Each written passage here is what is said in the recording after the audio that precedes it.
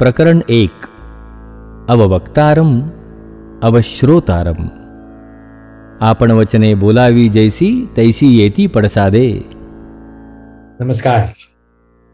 एकतरी रुचा अंगीकारावी या माझ्या ऑडिओ व्हिडिओ पुस्तकाचा संपूर्ण पहिला भाग या व्हिडिओमधून आपणासमोर मी सादर करतोय. माझं नाव धनंजय गोखले. एकतरी रुचा अंगीकारावी याच नावाच्या माझ्या पेपर बुकच्या आत्तापर्यंत 4हून अधिक एडिशन्स आपणासारख्या वाचकांनी विकत घेतल्या. 4000हून अधिक लोकांनी ही पुस्तकं वाचली. त्यापैकी अनेकांनी एका पद्धतीचा अभिप्राय नोंदवला, म्हणजे हे पुस्तक एकदा वाचून ठेवण्यासारखं नाही, त्याचं सतत वाचन झालं पाहिजे, पुन्हा पुन्हा रिव्हिजन उजळणी झाली पाहिजे. आणि म्हणून त्यातील काही वाचकांनी मला असं सांगितलं होतं की याचं ऑडिओ पुस्तक असं काही अशा स्वरूपामध्ये काही करता येईल का. त्यावेळेपासूनच माझ्या मनामध्ये होतं आणि म्हणूनच आता 4थ्या एडिशन नंतर ज्याला पुस्तक आता स्थिरस्थावर झालंय त्यावेळेला ही ऑडिओ एडिशन तुमच्यासमोर येते. हे पुस्तक कशासाठी, हेच मुळे या पुस्तकाच्या ऑडिओ पुस्तकाच्या पहिल्या भागात सांगितलेलं आहे की स्वतःला ओळखण्यासाठी अथर्वशीर्ष मदत करतं. स्वतःला जागं करणारं स्तोत्र म्हणजे अथर्वशीर्ष. एकूण 21 प्रकरणं या पुस्तकामध्ये आहेत. अवत्वमाम 2ऱ्या आवृत्तीची प्रस्तावना, 3ऱ्या 4थ्या आवृत्तीची प्रस्तावना झाल्यानंतर अथर्वशीर्ष आणि फलश्रुती या दोन्हींचं टेक्स्ट संस्कृतमध्ये दिलेलं आहे. पहिलं प्रकरण अववक्तारम श्रोतारम तैसी येती पडसादे. सुरुवातच बोलण्या ऐकण्याच्या क्रियेपासून केले, कारण जास्तीत जास्त वेळ आपण त्यामध्येच असतो. त्वमेव केवलम करतासी त्या पक्षाच्या उरात शिरला हे 2रं प्रकरण. अवपश्चात्तात अवपुरस्तात असा अष्टावधानी हे 3रं प्रकरण. त्वमेव केवलम धरतासी हाती घ्याल ते तडिस्न्या असे सांगणाऱ्या रुचेचे स्पष्टीकरण 4थ्या प्रकरणामध्ये. 5वं प्रकरण अवधातारम उपासनेला दृढ चालवावे. प्रकरण 6 अवदातारम मी दाता आहेच. आणि प्रकरण 7 अवदातारम 2रा भाग देणाऱ्याचे हातच घ्यावे. प्रकरण 8 अशिष्यायन देयम भाग 1 ऊसर बीज व्यये फल जथा. आणि प्रकरण 9 अशिष्यायन देयम भाग 2 शहाणपणाची सप्तपदी. 10वा प्रकरण त्वम चत्वारी वाक्पदानी ज्याचे त्याचे चित्र वेगळे. 11व्या प्रकरणामध्ये भिवू नकोस मी तुझ्यातच आहे असं सांगणारं न बिभेती कदाचिनेती. 12व्या प्रकरणामध्ये सयोगी योगिनांबराहा मीच माझा मूर्तिकार. खरं की खोटं याबद्दलची गंमत समजावून सांगणारी रुचा वृतम वच्मी सत्यम वच्मी प्रकरण 13. आणि प्रकरण 14, 15, 16, 17 या 4 प्रकरणामध्ये एकूण 5 तत्व पंचतत्व. प्रकरण 14 त्वम भूमी पृथ्वीचं प्रेमगीत. प्रकरण 15 त्वमापहा त्वमाग्निः जल अग्नि एकवटे. प्रकरण 16 त्वम अग्नि त्वम वायू वायू संगे अग्नि. प्रकरण 17 त्वम नवः उतरू आलं. प्रकरण 18 ब्रह्मासी आत्मासी पहिला भाग आहे तरीही नाही. आणि प्रकरण 19 ब्रह्मासी आत्मासी भाग 2 अथर्वशीर्षाची डोलकाठी. प्रकरण 20 त्वम मूलाधारा अस्तितोसी अस्तित्वाचा आधार. प्रकरण 21 शेवटचं प्रकरण त्वम ब्रह्मा विष्णू रुद्रा असं वागून पहा बरं. आणि सगळ्यात शेवटी अत्यंत महत्वाचा अत्यंत उपयोगाचा असा स्वसंवाद. गणपती अथर्वशीर्ष म्हणत असताना प्रत्येक रुचेनंतर मनामध्ये काय उमटावं, जे माझ्या मनात उमटत आलं ते मी आपणासमोर मांडलंय. उदाहरणार्थ हरिओम नमस्ते गणपतये. माझ्यामधील गणपतीला मी नमस्कार करतोय. माझ्यामधील गणपतीचं मला सतत स्मरण आहेच. किंवा त्वमेव प्रत्यक्षम तत्त्वमसी. सभोवताली जे घडतंय ते माझंच प्रतिबिंब आहे. माझ्या सभोवतालाला मीच जबाबदार आहे याची मला जाणीव आहे. किंवा अवदक्षिणात्तात प्रत्येक गोष्टीला अंत आहे ही जाण मला आहे. क्षणोक्षणी आवश्यक असणाऱ्या वेळेचं भान सतत मला आहे. अशा प्रत्येक रुचेचा स्वसंवाद, स्वतःच्या मनामध्ये काय आलं पाहिजे, माझ्या मनात काय येतं, हे सुद्धा या पुस्तकामध्ये आहे. तेव्हा आता या पुस्तकातला एकतरी रुचा अंगीकारावी या पुस्तकातलं पहिलं प्रकरण आपण आता ऐकूया. एकूण 13 मिनिटाचं ते प्रकरण आहे. आपणाला आवडेल अशी माझी आशा आहे. आवडलं तर हे पुस्तक नक्की विकत घ्या. मला किंवा माझ्या टीमला कॉन्टॅक्ट करा. हे पुस्तक व्हिमिओ या व्हिडिओ स्ट्रीमिंग ॲप्लिकेशनवर उपलब्ध आहे. आमच्याकडून विकत घ्या किंवा या लिंकवर जाऊन तुम्ही तिथे ते विकत घेऊ शकता. यातून येणारं संपूर्ण उत्पन्न हे गरजू आणि होतकरू मुलांच्या शिक्षणासाठी दिलं जातं. आजपर्यंत अंदाजे 13 लाखाहून अधिक रुपये यातून जमा झालेत पेपर बुकमधून. व्हिडिओ ऑडिओ बुकमधून सुद्धा जे जमा होतील ते शिक्षणासाठीच मुलांच्या खर्च केले जातील. धन्यवाद. आता ऐकूया अववक्तारम अवश्रोतारम तैसी येती पडसादे.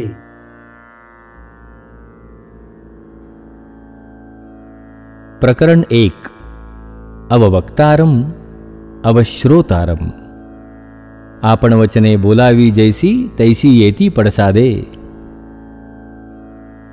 गणपती अथर्वशीर्षावरील एकतरी रुचा अंगीकारावी या पुस्तकाची सुरुवात मी अववक्तारम अवश्रोतारम या रुचेने करतोय. जागेपणीचा 100% वेळ माणूस कुठल्या ना कुठल्या संवादामध्ये व्यतीत करत असतो. संवाद विसंवाद हा खेळ अखंड सुरू असतो आणि या खेळामध्ये सहभागी खेळाडू म्हणजे वक्ता आणि श्रोता. म्हणूनच या पुस्तकाची सुरुवात मी या रुचेने करतो आहे. गणपती अथर्वशीर्ष या सूक्ताच्या रोजच्या जगण्यामध्ये उपयोग करून घेण्यासाठी याचा नक्की आपणास उपयोग होईल. अथर्वशीर्ष म्हणता म्हणता उद्धरेत आत्मनात्मानम या न्यायाने स्वतःची स्वतःच जडणघडण करत करत स्वतःची प्रगती साधता आली तर त्याच्यासारखा दुसरा आनंद नाही. यासाठी माझ्याकडून काही खारीची मदत जर होऊ शकली तर त्यासाठी हे पुस्तक आपणासमोर ठेवतोय. स्वतःच स्वतःला जाणून घेण्यासाठी या पुस्तकाचा आपल्याला नक्की उपयोग होईल. स्वतःमधल्या कमतरता आणि त्याचप्रमाणे स्वतःमधल्या क्षमतांची जाणीव हे पुस्तक करून देईल. त्या बरहुकूम त्यांच्यावर लक्ष देत देत स्वतःची जडणघडण करण्याच्या प्रवासात आपला सहप्रवासी म्हणून हे पुस्तक नक्कीच फार मोलाची कामगिरी बजावेल याची मला खात्री आहे. याचा एक भाग म्हणून प्रत्येक प्रकरणाच्या शेवट काही प्रश्नांनी होईल. हे प्रश्न कशासाठी? तर हे पुस्तक नुसतं वाचून सोडून न देता या प्रश्नांच्या मदतीने अथर्वशीर्षामध्ये सांगितलेल्या अनेक युक्त्यांचं मनन करा असं माझं तुम्हाला सांगणं आहे आणि म्हणून हे प्रश्न दिले आहेत. तेव्हा आता या रुचेकडे वळूया. अववक्तारम अवश्रोतारम आहे की नाही ही रुचा अथर्वशीर्षामध्ये? अव काय अर्थ होतो? अव म्हणजे रक्षण कर, सांभाळ कर. वक्तारम म्हणजे वक्ता, म्हणजे जो बोलतोय तो. आता इथे वक्ता कोण आहे, मी की तुम्ही? तुम्ही पण आहात की. मी फक्त वैखरीचा वापर करतोय. तुम्ही तुमच्या मनामध्ये माझ्याशी संवाद साधतच असाल. सतत सुरू आहे काहीतरी. आत्ता जर का मी तुमच्या समोर असतो तर माझ्याशीही तुम्ही संवाद केला असता, हो की नाही? म्हणजे जसा मी वक्ता आहे तसे तुम्ही सुद्धा वक्ते आहातच. आणि हेच श्रोत्याच्या बाबतीत सुद्धा. अहो साधं उदाहरण घ्या. हे पुस्तक ज्यावेळी तुम्ही ऐकतात त्यावेळी तुमचा स्वतःशी संवाद सुरू आहे की नाही? बरोबर. तुम्ही तुमच्याशी काही बोलत असणार आहात, म्हणजे कुणीतरी बोलणारा आहे आणि कुणीतरी ऐकणारा आहे. तसंच संवादामध्ये एका बाजूला फक्त वक्ता आणि दुसऱ्या बाजूला फक्त श्रोता असं जर का असेल तर एकच घटना घडते, ती म्हणजे विसंवाद. वक्ता एका बाजूला आणि श्रोता एका बाजूला असं नाही चालत. दोन्ही बाजूला ज्या वेळा दोघेही उपस्थित असतात त्यावेळेला जर का झाला तर तो संवाद होतो. वक्ता बोलत असताना जर श्रोत्याची सुद्धा भूमिका निभावत असेल तरच त्याच्याकडून संवाद होऊ शकतो. म्हणजे आपण काय बोलतो आहोत हे वक्त्याला ऐकू यायलाच हवं. आता अववक्तारम याचा अर्थ काय होईल? वक्त्याचे रक्षण कर. अवश्रोतारम याचा अर्थ काय होईल? श्रोत्याचं रक्षण कर. कुणी करायचं रक्षण? गणपती तर नक्कीच करणार नाहीये. कल्पना करा, तुम्ही गणपती समोर बसून 1000 वेळा अथर्वशीर्ष म्हटलं आणि बाप्पा प्रसन्न झालाच. आणि त्याला तुम्ही म्हणालात की बाप्पा अववक्तारम, तू वक्त्याचं रक्षण कर. बाप्पा सांगेल ते काही मी करणार नाही, ते तुझं तू पहा. मी शक्ती देईन तुला, बुद्धी दिलेलीच आहे, पण रक्षण तुझं तू करायचं आहेस. आणि त्यासाठी आवश्यक असणाऱ्या शक्ती, बुद्धी यासुद्धा खरं तर तुला प्रयत्न करून मिळवाव्या लागतील. मी काही इथे क्षमतांची टोपली नाही घेऊन बसलोय. चल, हा मोदक घे आणि जा आपापल्या कामाला लागा. आता इथे सुरू होतो लपाछपीचा खेळ. गणपती अथर्वशीर्षामध्ये कुणाचं वर्णन आहे असा प्रश्न विचारला तर साहजिकच गणपतीचं हे उत्तर पुढे येईल. हे वर्णन आपण कुणासमोर बसून करतो? गणपतीसमोर. मग आता असं पहा, ज्या गणपतीला आपण ज्ञानाची देवता किंवा बुद्धीची देवता मानतो त्या गणपतीला तो कसा आहे हे तुमच्या माझ्यासारख्या कोणी सांगण्याची गरज आहे का? अहो, किती विनोदी दिसतं ते सगळं चित्र. हे वर्णन खरोखरच गणपतीचं असेल तर आहे कुठे तो गणपती? तो माझ्यामध्येच आहे. मला वाटतं की हे गणपती अथर्वशीर्ष आपलं प्रत्येक मनुष्याचं वर्णन आहे. ढोबळ दृष्टीने पाहता समोर ठेवलेल्या मूर्तीला उद्देशून म्हटलं असं वाटतं, पण खरं पाहता ते स्वतःसाठी आहे. हे मीच माझ्यासाठी म्हणतोय. हा स्वसंवाद आहे. मी माझ्यासाठी म्हटलेलं, मला जागं करणारं स्तोत्र म्हणजे अथर्वशीर्ष. गणपती अथर्वशीर्ष म्हणत असताना जिथे जिथे त्वम म्हणजे तू असा शब्द येतो तिथे तिथे त्याचा अर्थ अहम म्हणजे मी असा घ्यायचा. चला पुन्हा आपल्या रुचेकडे येऊया. अववक्तारम, वक्त्याचे रक्षण कर. वक्त्याचे रक्षण कुणी करायचे? वक्त्यानेच. मग आता वक्त्याने वक्त्याचे रक्षण नक्की करायचंय कोणापासून? अनेक लोक म्हणतात की वक्त्याचे श्रोत्यापासून रक्षण करायचे. असं होऊ शकतं का हो? याचा खरा अर्थ असा आहे की वक्त्याने वक्त्याचे वक्तव्यापासून रक्षण करायचं आहे. म्हणजे बोलणाऱ्याने बोलणाऱ्याचं बोलण्यापासून रक्षण करायचं आहे. अशी क्षमता माझ्यामध्ये आहे याची आठवण करणारी आणि ती क्षमता वापरण्यासाठी उद्युक्त करणारी ही प्रार्थना आहे. ही प्रार्थना गणपतीला नाही आहे, ही प्रार्थना माझी मला आहे. ही प्रार्थना म्हणजे मी मला जागं करणं आहे. जे काही बोलशील ना त्याचं भान ठेवून बोलत जा. जे बोलतो आहेस ते नीट स्वतः ऐक, सजग राहा. असं जर का झालं तर मग वक्त्याच्या तोंडून आधी कोणा शब्द जाणार नाही असा या रुचेचा अर्थ आहे. एक गंमत कळली का? वक्त्याने स्वतःचं रक्षण करायचं असेल तर त्या वक्त्यामधील श्रोता जागा हवा. आणि म्हणूनच मगाशी आपण पाहिलं की संवादामधील विसंवाद टाळायचा असेल तर दोन्ही बाजूला श्रोता आणि वक्ता हे दोघेही जागे हवेत. अवश्रोतारम, श्रोत्याचे रक्षण कोणी करायचं? अश्रोत्यानेच. मग आता श्रोत्याने श्रोत्याचे रक्षण कुणापासून करायचं आहे? वक्त्यापासून का? याचा खरा अर्थ असा आहे की श्रोत्याने श्रोत्याचे श्रुतव्यापासून रक्षण करायचं आहे. म्हणजे ऐकणाऱ्याने ऐकणाऱ्याचं जे ऐकलं जात आहे त्यापासून रक्षण करायचं. कसं करणार रक्षण? मी आहे का हो तेवढा सजग? जे जे मी ऐकतोय ते मी सजगतेने ऐकतोय का हो? शरीर, मन, बुद्धी या तीनही स्तरांवर मी जागा आहे का हो ऐकताना? मी ऐकत असताना संपूर्णपणे उपस्थित आहे का? की मी मनाने स्वयंपाकघरात आहे, मनाने ऑफिसमध्ये बसलोय, एकीकडे जो कोणी माझ्याशी बोलतोय त्याचं बोलणं ऐकतोय म्हणजे कानावर पडतंय आणि दुसरीकडे मात्र मनात दुसराच विषय सुरू आहे.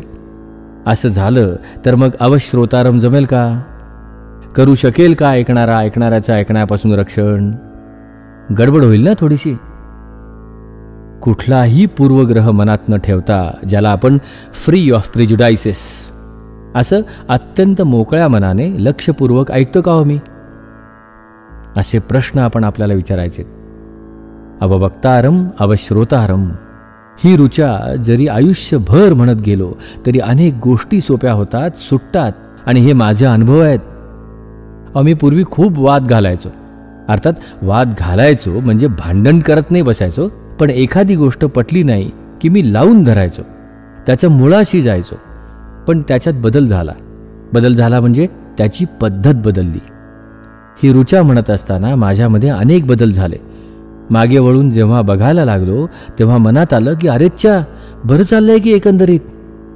कारण सकाळी अथर्वशीर्ष मनामध्ये रुंजी घालू लागलं की त्यावेळेला गणपती डोळ्यासमोर येतो किंवा येतही नाही, पण अवश्रोतारम अशी जर का ऋचा म्हटली तर खडबडून जाग येते.